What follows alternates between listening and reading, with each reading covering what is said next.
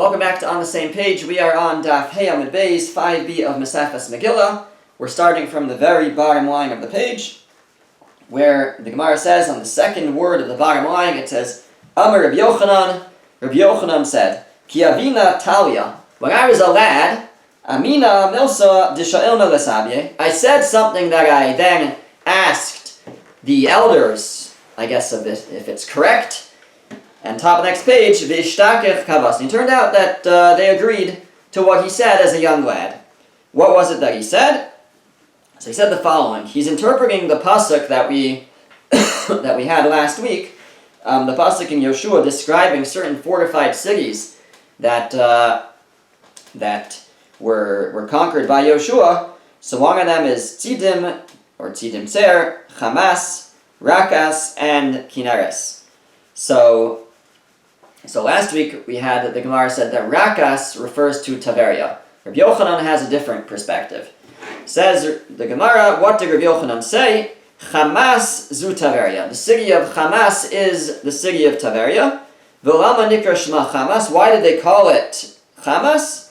Al shum chame Taveria. Because of the hot springs of Taveria. So Tiberias has hot springs. And therefore they refer to Taveria as Chamas from the word Cham, which means hot.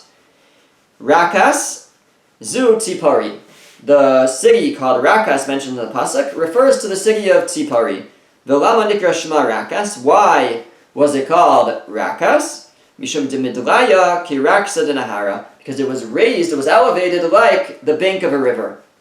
The banks of the river are higher than the river, and so too Tzipori was higher than other places around it. And so they called it Rakas, the bank, for being higher.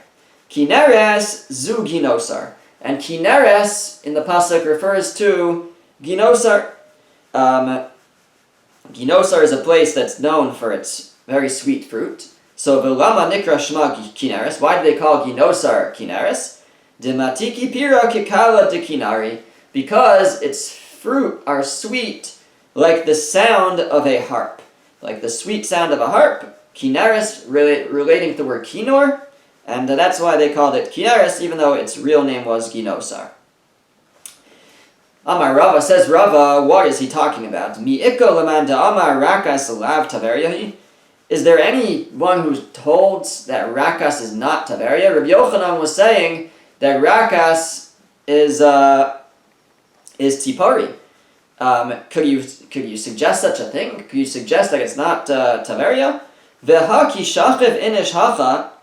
But when somebody dies here in Babylonia, Rava said, Hasam sapti lehachi. Over there, they in Eretz Yisrael, and actually in Taveria, specifically, they eulogize him in the following way. They say, Gadol hu b'Shishach.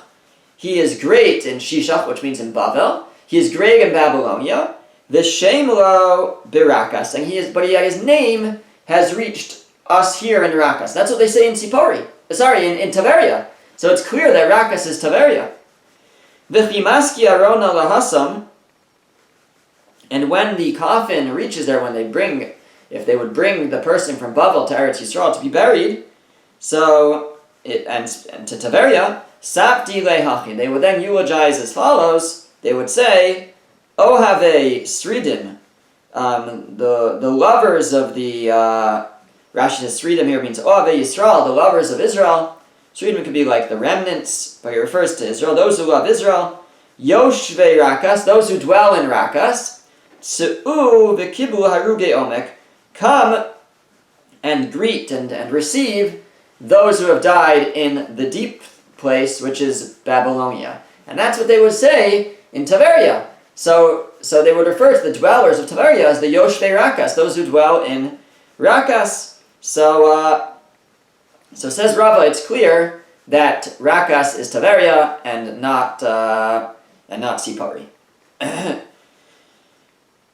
Okay, now that we're kind of talking about the reception of the eulogies of those who die in Bavel, so the Gemara goes on and says, Kinach nafshe Rabbi Zera, when Rabbi Zera passed away, Pasach alei ahu saptana, a certain eulogizer, gave the following intro. He said, Eretz Shinar Hara V'Yalda, the land of Shinar, referring to the land of Bavel, conceived and gave birth to Rabbi Zera, who came originally from Bavel. Eretz Tzvi Gidla Shashuel, and the land of the deer, which is a name for Eretz Yisrael, raised its delightful ones, raised those from Bavel. So because Rabbi Zera had been born in Bavel, but then emigrated to Eretz Yisrael and kind of, I guess, grew up there and died there. Ayna la amra rakas. Woe to us, says Rakas, ki avda klei chemdasa, because it's lost the vessel, its very desired vessel. So, and again, this was in Taveria, referring to Taveria as Rakas. So, Ella Amar Rava, so rather Rava says, I disagree with Rabbi Yochanan's interpretation of this pasuk, and I say as follows: Chamas zuchame grar. It does come from the word cham, referring to hot, but it refers to, I guess, the hot springs of Gerar of another place. Rakas zu Taveria. Rakas is Taveria, like he's made very clear. Kineres zu Ginosar. And Kineres, he agrees, is Ginosar. Vilama nikra shma Rakas. Why is Taveria called Rakas? Shafilu rekanin sheba mileyen mitzvos karimon. Because it's saying that even the empty ones, they're full of mitzvos. The most empty of Taveria are really full of mitzvos. And Rakas from the word rekanin, empty ones. Rabbi Yirmiyah Amar Rakas Shma. Rabbi Yirmiyah says no. Rakas is actually its primary name, and Taveria is the nickname. And it's Taveria that we have to explain why they refer to it as Taveria. V'lama nikra shma Taveria. So why do they call it Taveria? Sheyosheves b'tibura shel Eretz Yisrael. Because it sits in the middle of Eretz Yisrael. And therefore, Tibura, which means in the middle, the belly button also is called the Tibur, I think. So it's in the middle. It's like the belly button of Eretz Yisrael. So therefore, it's called Taveria. Rabba Amar, Rabba says, Rekeshma. He also says that the real name is Rakas. Taveria. And why is it called Taveria? A different reason. Shetova Re'iyasa. Because it's good to look at. It's beautiful to look at. So it's called Taveria, Tav Re'iyasa. It's good to look at. Okay. Amar Ze'ira says, Kitron Zu Tzipari. The city of Kitron is the city of Tzipari. And again, Kitron has references in Tanakh, as we're about to see. V'lama nikra shma Tzipari. So why do they call Kitron Tzipari? Sheyosheves b'rosh shahar kitzipar. Because it sits on the top of a mountain like a bird. So as we mentioned before, Tzipari is a high place. So it's called Tzipari, nicknamed Tzipari, because it's on a high place like a bird, a tzipor, sits on a high place. Ask the Gemara, V'kitron Tzipari? Can Kitron really be Tzipari? V'kitron b'chalko shel Zvulun avai. Kitron, we know, was in the land of Zevulun. We can see that clearly from the following psukim and interpretation of those psukim. Dichsev, because the pasuk says, Zevulun lo harish es yoshve Kitron ves yoshve nahalo. Zvulun did not harish, they did not uproot, they did not kick out the dwellers of Kitron and Nahalo, even though these places were situated in their territory, in the territory of the tribe of Zvulun, and they were supposed to get rid of all the Canaanites that lived there. Pasuk says that they didn't. So first of all, we see that Kitron was in the land of Zvulun. Now, so what? So how could it, so what does that do with Tzipari? Why does that mean that it can't be Tzipari? So the Gemara explains. Uzvulun misraim al midosav hava. And Zvulun, he complained about his lot. Shenemar, as the pasuk says, Zevulun, it's a pasuk in Shoftim, in Sefer Shoftim. It says, Zvulun am cheref nafsho lamus. Zvulun was a people that risked their lives to die. And the end of that pasuk says, V'naftali al mirome sadeh. And Naphtali dwelled on like the high fields. So the Gemara explains what's the connection between the first half and the second half of the pasuk. It's telling you why they risked their lives, why they were ready to give up their lives. Matam, why were they ready to give up their lives? Mishum de Naphtali al mirome sadeh. Because Naphtali was on the high fields, and Zvulun wasn't happy with what they had, and they were therefore ready to give up their lives. Amar Zvulun l'fnei HaKadosh Baruch Hu, the tribe of Zvulun said before God, Ribono shel olam, Master of the universe, L'achai nasata lehem sados ukramim, to my brothers you gave land, you gave them a portion that is fields and vineyards. V'li nasata harim ugvos, and you gave me mountains and hills. Not good for planting, mountainous territory. L'achai nasata lehem aratzos, for them you gave them land. V'li nasata yamim v'naharos, and you gave me seas and rivers. So I don't have as much land as them. I don't have fields. I have mountainous territory. Zvulun complained about their lot, and therefore they were like, we're ready to give up our lives. So Amar Lo, so Hashem responded to them, Kulan tzrichim lacha al yedei chilazon. Everybody needs you because you have the chilazon in your territory. The chilazon is this whatever it is discussion, but is the source for techeles, the color techeles, which is needed for tzitzis and other things. And where do we see that the chilazon was in the tribe of Zvulun? Because in the blessing that Moshe gives the tribe of Zvulun at the end of the Torah in V'zos HaBracha, it says, Amim har yikra'u, the nations, meaning the other tribes, they will call at your mountain, Usefune timune chol. Literally that means there's like treasures hidden in the sand. But the Gemara interprets it as follows. Tani Rav Yosef. Rav Yosef taught, Sifune ze chilazon. Sifuni means the chilazon. That's the treasure referred to. Timuni, what's the hidden one? Zu taris. It refers to something called taris, which Rashi says means a fish called tunina, which sounds like tuna, although Sapphire translates as some kind of sardine. But they have this fish in their territory, and chol, and it says in the sand, zu zechuchis levana. That's the white glass. So some kind of very nice glass that could be made with the sand from the areas of Zevulun. So Hashem says, don't worry, you have very good resources in your land. So Amar Lefanav, so then Zvulun said back, Ribono shel olam, Master of the world, mi modieni. Who's going to tell me?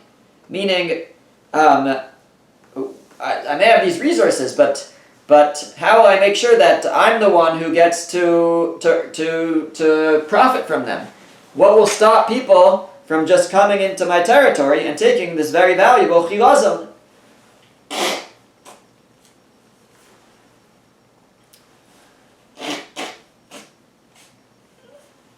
So Amar Lo, so Hashem responding, and this is the other part of the same pasuk. So he says, Sham yizbechu zivchei tzedek. He says, there they will literally means they will bring righteous offerings. What does that mean? Siman zeh yehelucha. You should have this siman, this sign, Hashem says, Kol hanotel mimcha b'lo damim, whoever takes from you without paying, eino moel b'prakmatya shalokum, is not going to benefit anything from their business dealings. What does that have to do with that pasuk? So the idea is that just like you sham yizbechu zivchei tzedek, there they're going to bring righteous offerings, just like when it comes to offerings, you're not allowed to bring from stolen goods. So too, nobody will steal from you, and if they will, then it's not going to work out. Rashi says actually, the coloring of the chilazon isn't going to work out to make tcheles, and the sand won't produce the right kind of glass. So Hashem says they're only, meaning shamis b'chuzit chetzedek, they're going to deal with you honestly. That's what, because if they don't, it's not going to work out. That's what Hashem promises. Okay, so that was the whole discussion involving the tribe of Zebulun. So we know Kitron is in Zebulun, and we know that Zebulun complained about their lot, about their territory, because they didn't have fields and stuff, and Hashem says, don't worry, you have the chilazon and you have the special glass, and you shouldn't complain. Okay, now,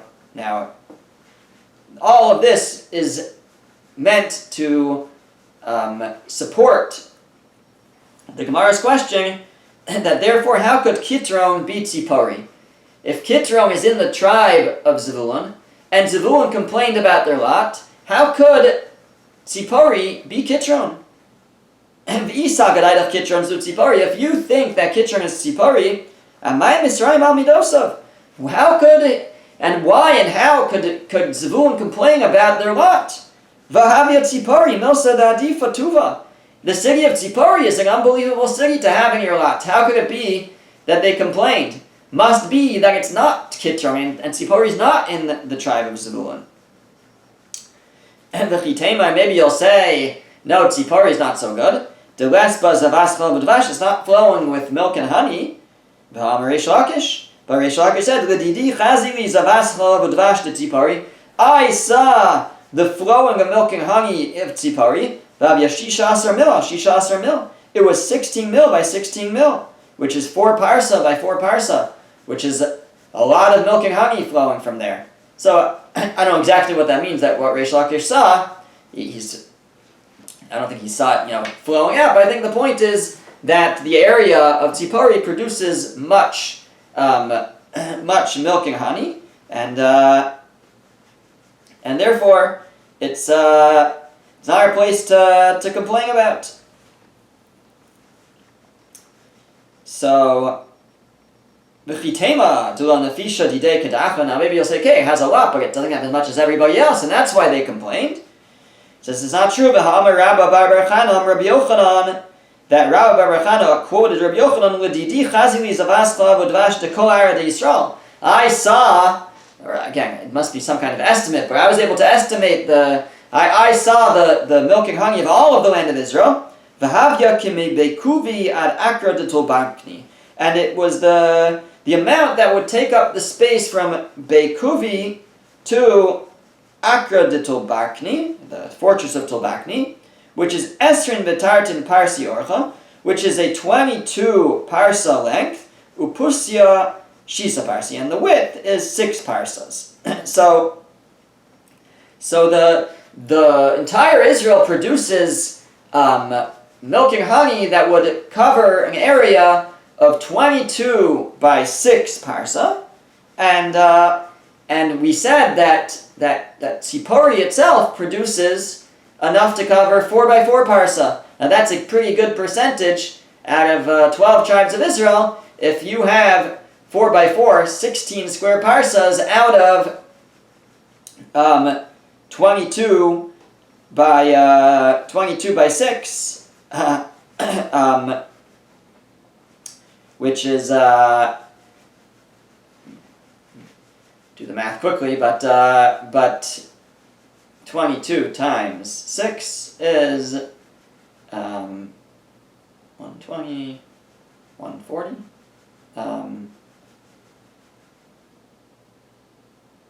Yeah, I think it's 140 parsas. So 16, that's a pretty fair. That's a pretty fair amount to have. So that's pretty good. So that's not something to complain about. So it can't be that Tzipori would have been in the tribe of Zebulun and that they would still complain. Says the Gemara, no, he still had what to complain because it didn't have fields and vineyards. So it could be it's flowing with milk and honey. It could be even has a nice amount. But still, it could be that they complained, and therefore it's very possible that Kitron is Tzipori, and it's in the tribe of Zebulun, and yet they complained. Dekanami. And that's really inferred. Dichsiv, v'Naftali al merome sadeh. Shema mina. You see what their issue was. Their issue was that Naphtali had merome sadeh, had these high fields. And so they said, right, like the pasuk said, that they they were ready to give up their life. They were so distraught because Naphtali because Naphtali had the fields and they didn't. So you see that their issue was with the fields. Okay, so Kitron Kabitzi Pari. Amar Rabbi Abo. Rabbi Abo says, pasuk says in Safanya, it says, Ve'ekron teyaker. You will uproot the city of Ekron. What is this city? Zukesari Bas Edom. This refers to Caesarea, the daughter of Edom, meaning a city of Edom.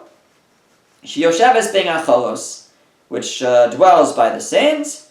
V'haisa yeset kol Yisrael b'nei Yavanim. It was a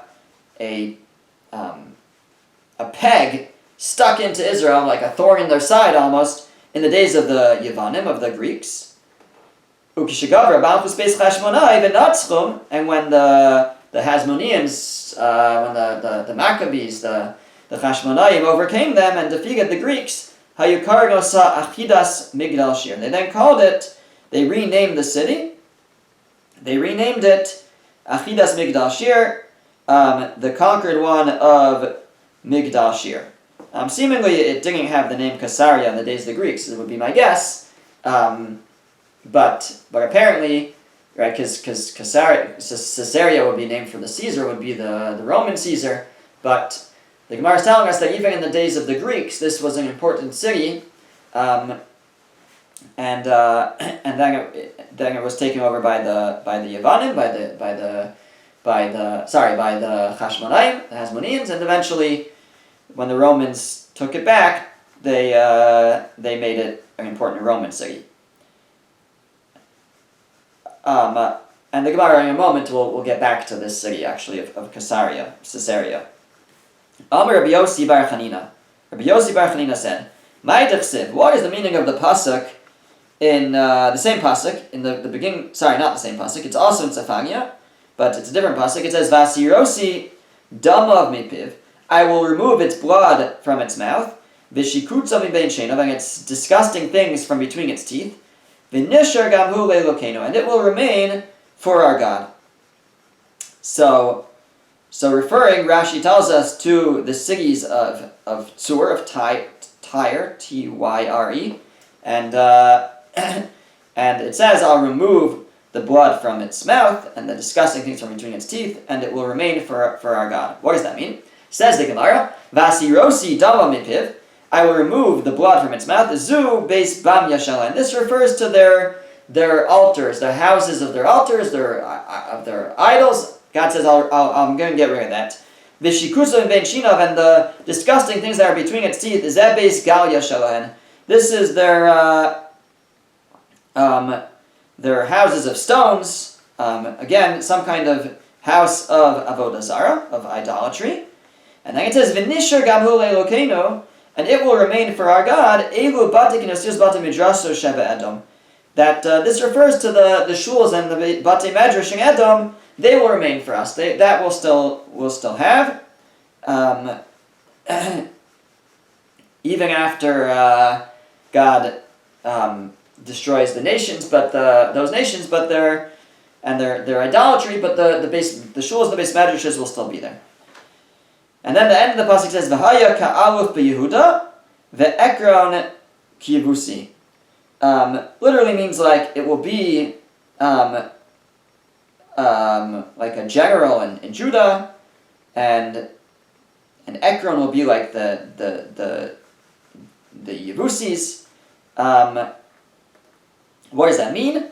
Says the Gemara, Elu Taratrios v'karkasios sheva Edom. This refers to the theaters and the circus houses in Edom, in Rome. Shasidin Sar Yehuda l'lamed b'en Torah b'Rabim. Like in the future, the officers of the leaders of Yehuda, of Judah, will teach Torah there in public. So it says V'haya ka'aluf b'Yehuda will be like aluf, I think, being a general, can also mean like teaching. So it will be a teaching place for Judah. Okay. Amar Rabbi Yitzchak. Rabbi Yitzchak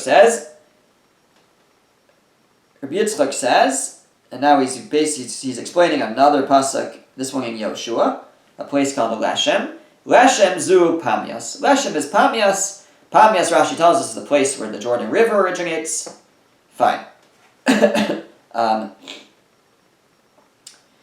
This is in the pasuk. In the context of the pasuk, it's a place that the people of Dan did battle in Lashem, and they conquered it. Okay, Ekron to Aker. Back to our previous earlier pasuk, it says Ekron will be uprooted. Zu Kesari Basedom. That is, like we said earlier, that's Caesarea. She haisa metropolitan shamalachim. It was a city of kings. What do we mean it was a city of kings? Ikadamri din marbiba malchi. Some say it's a place where they raised kings.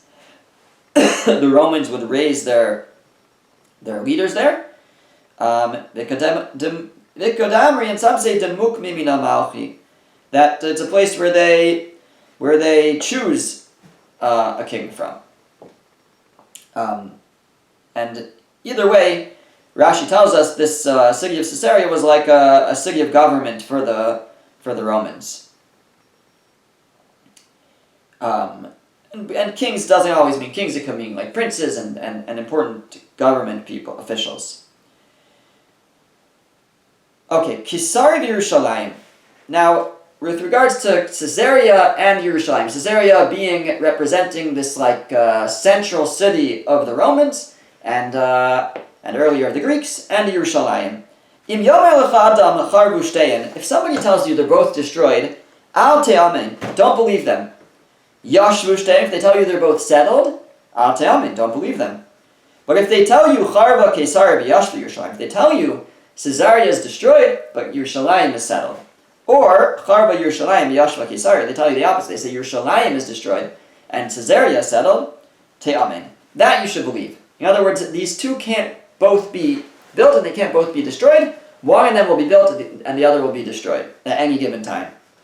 Shenemar, because the pasuk says, quoting a pasuk in Yechezkel, it says, Imala hacharava.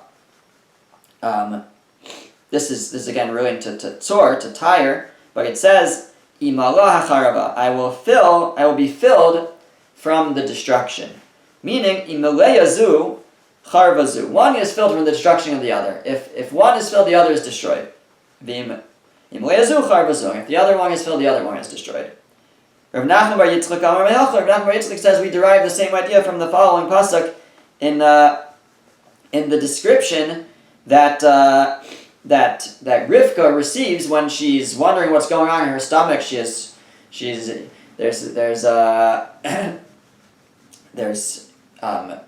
Yaakov and Esav in there, and she doesn't understand what are they. She doesn't know she has twins, or she doesn't know why she's feeling fighting in her stomach, and she's told by the Navi, Ula'om milom yamatz, that one nation will be stronger than another nation. V'amar Rabbi Yitzchak, and Rabbi Yitzchak said about that. Oh, so you see from that like one is always building off the other, that off the defeat of the other. When one is strong, the other is weak. V'amar Rabbi Yitzchak, and Rabbi Yitzchak also says, "My dechsev." What does the pasuk mean? The pasuk in the verse in Yeshaya, it says, "Yuchan Rasha," that he has grace or mercy towards the wicked. Ba'lamad tzedek, will he not learn righteousness? And So Rabbi Yitzchak says that this pasuk means the following. Amar Yitzchak l'fnei HaKadosh Baruch Hu. Yitzchak said, Yitzchak Avinu, our forefather, said to Hashem, Ribono Shalom, Master of the world, Yuchan Esav, have grace, have mercy on Esav, on the Rasha, right? Yuchan Rasha, have mercy on the Rasha. Amar Lo, Hashem said, Rasha. No, he's a Rasha. So actually I think he's breaking up the pasuk Yuchan, show him grace. And Hashem says, Rasha. No, he's wicked. Amar lo, he said, Ba'alo tzedek. Can't he learn, will he not learn righteousness? Amar lo, Hashem said back, Be'eretz nechochos ye'ol, which is the end of that pasuk. It says, in the land of the upright, ye'ol, he will, destroy. So, meaning, he's going to destroy Eretz Yisrael, destroy the Beis HaMikdash, and so I can't have mercy on him. Amar lo, so Yitzchak says back, Im kein efso bal yireh geyos Hashem. That's the end of that pasuk. It says, bal yireh geyos Hashem. He shouldn't see the greatness of God. He's not deserving of seeing your greatness, your mercy, and he's not deserving of God's mercy. That is that pasuk. We continue next week with more talk of this kind of battle, eternal battle between Yaakov and Esau, Edom, and the Jewish people.